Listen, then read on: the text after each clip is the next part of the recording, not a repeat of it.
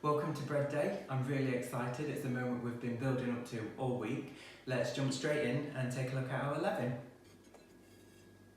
As you can see, it's nice and bubbly now and I'm getting a good strong whiff. That's telling me we are ready to make bread.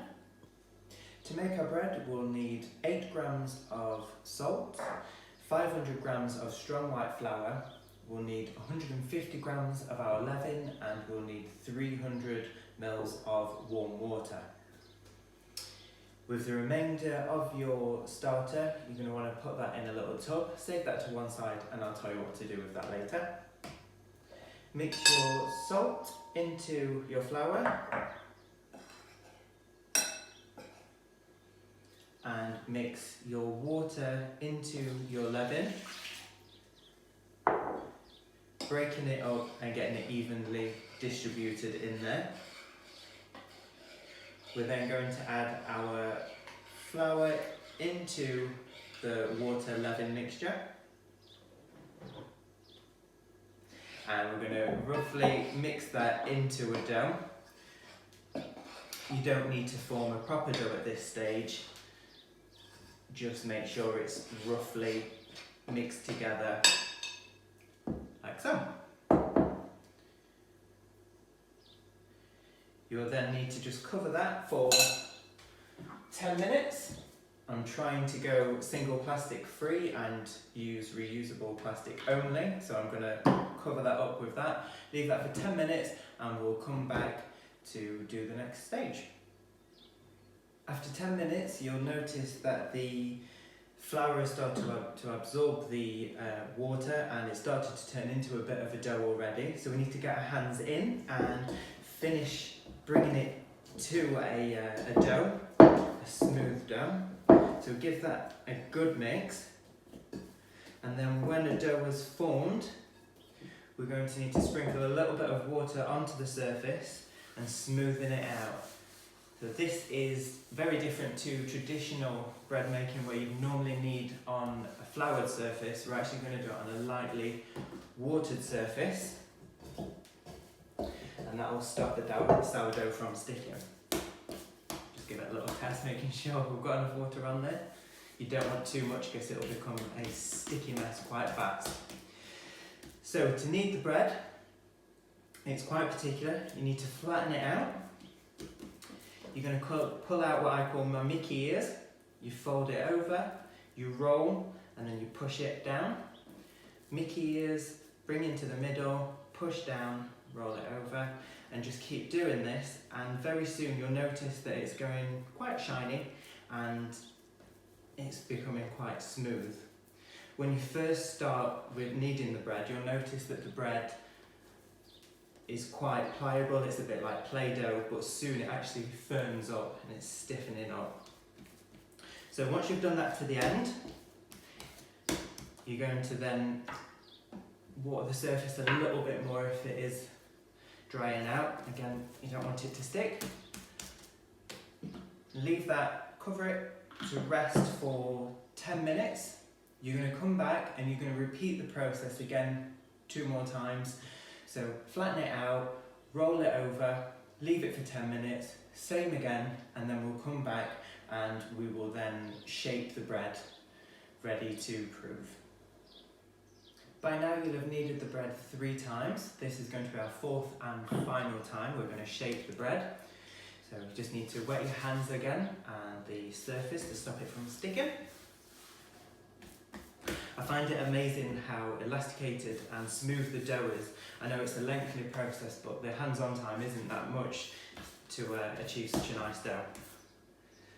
So, we're going to flatten it out one last time. And we're going to repeat the process. So pull your Mickey ears into the middle, roll it over and push it back again. So Mickey ears into the middle, roll it over, push it back. Repeat that until you get to the end. I do apologise, on this video you're seeing a lot of the top of my head and my lockdown haircut.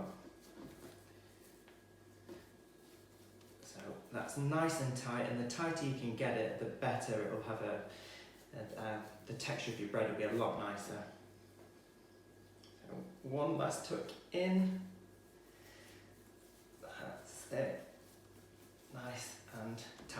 So, a few ways to bake this. If you're wanting a circular loaf, all you need to do is tuck the ends right in, like so. You get a nice circle and you can pop that straight onto a lined baking tray. If you're wanting to use a loaf tin, you can just tuck the ends in slightly, get a little bit of a chunkier oval, and you can pop that in a lined £2 loaf tin, and that'll be fine. If you're using that method, you need to put the seam underneath. That needs to be down onto the baking tray. And we do that because any exposed seams in the oven will just tear apart, which you don't want. Your bread will look wild. If you're using a proving basket like me, you can get these online for about £15 from eBay or Amazon. You rub a bit of flour in them and you actually put them seam side up, and that's because when you come to bake, you'll actually tip it out onto a lined baking tray to bake it. This just helps shape the bread. So that's going into the middle of my proofing basket. You're now going to leave that to proof for 3 to 6 hours, and it depends on the heat of the room or the area that you're keeping it really. I'm going to keep this in the kitchen. I'm hoping it's going to take about 3 hours to proof. Once it's doubled in size, that's when it's ready. A little hint is to maybe take a picture of it before you start so you can see it getting bigger. When it's nearly doubled in size, you're going to turn the oven on to 250 degrees centigrade. You're going to get it nice and hot, about half an hour before you need to use it to make sure the oven is hot enough. So we're going to leave that to proof for now. My bread's been proofing for 3 hours now and it's doubled in size. I've got the oven nice and hot. It's set at 250 degrees Celsius. I've put a shelf in the middle of the oven, that's where the sourdough is going to go. I've put a shelf just below that on the bottom with a shallow tin in. Before I close the oven, I'm going to pour in a small cup of water. I'm going to close the oven and that will create some steam, which is going to give us a nice crust. I'll then turn the oven down to 220 degrees Celsius and I'll cook it for around 35 minutes until I've got a nice golden crust. Before that, I need to cut the bread. If you've done a circular loaf, you're going to want to cut a cross in the centre.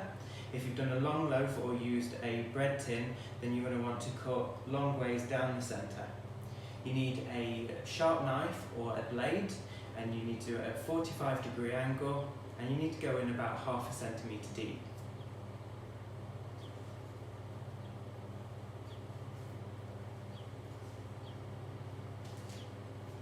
That's now going to go in the oven. So like I said, start off at 250 degrees Celsius, pour in the water into the bottom into a shallow tin, close the oven, turn the oven temperature down to 220 degrees Celsius and cook that for around 35 minutes until it's golden and crisp. The bread's been in the oven for 35 minutes now. I've transferred it onto a cooling rack.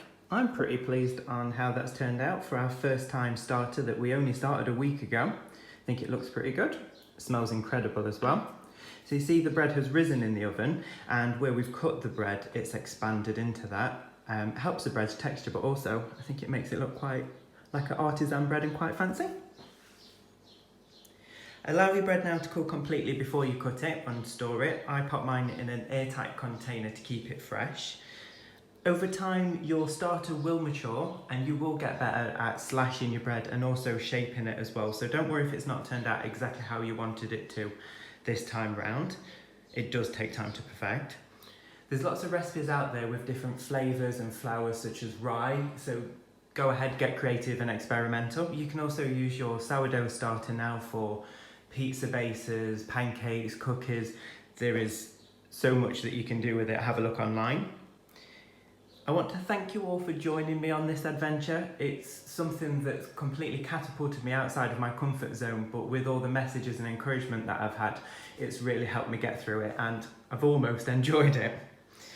This is not the last video, there is just one more, and that's giving you some hints and tips on how to keep your sourdough starter alive.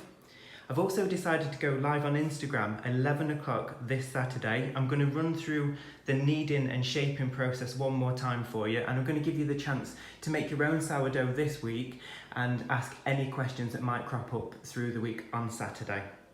So take care, and I will see you all on Saturday.